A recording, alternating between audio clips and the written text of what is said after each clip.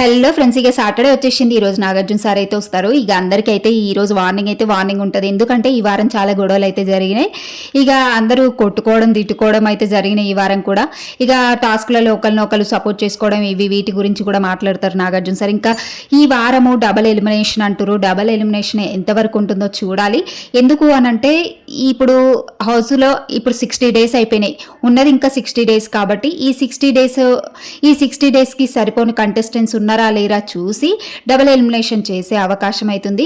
Double elimination చేస్తే మాత్రం ఎవరెవరు వెళ్తారు అని అంటే డేంజర్ జోన్లో అయితే ఇప్పుడు రాము రాథోడ్ ఉన్నాడు, సాయి ఉన్నారు లీస్ట్లో, తర్వాత భరణి ఉన్నారు. ఇక మరి వీళ్ళ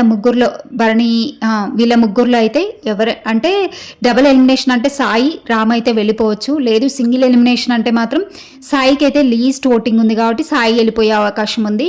ఇక తనుజ దగ్గర గోల్డెన్ పవర్ ఉంది.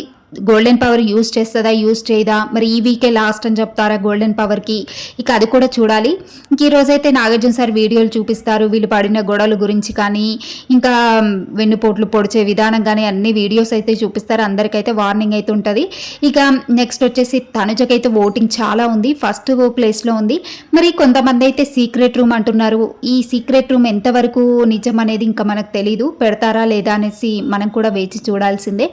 ఇక రాము రాథోడ్ అయితే ఇంటికి వెళ్ళిపోతా అంటున్నాడు. అతను మిస్ అవుతున్న ఫ్యామిలీని అంటున్నాడు. కాబట్టి మరి రాము రాథోడ్ని పంపించి సాయిని ఉంచే అవకాశం ఉందా, లేదంటే సాయినే పంపించేస్తారా ఈ వారం అనేసి మనం చూడాల్సిందే. ఇక ఈ వారం క్యాప్టెన్ అయింది ఇమాన్యుల్ కదా.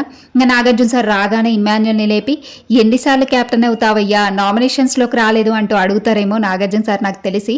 ఎందుకంటే ఇమాన్యుల్ ఇప్పుడు థర్డ్ టైం క్యాప్టెన్ అవ్వడం ఇక సూపర్ అనిపించింది. ఇమాన్యుల్ గేమ్ మాత్రం 100% ఇస్తున్నాడు గేమ్లలో. ఇక ఇమాన్యుల్ క్యాప్టెన్ అవ్వడం ఏమనిపించిందో కామెంట్ చేసి చెప్పండి. అసలు ఈ వారం ఎవరు వెళ్ళిపోతారనుకుంటున్నారో అది కూడా కామెంట్ చేసి చెప్పండి.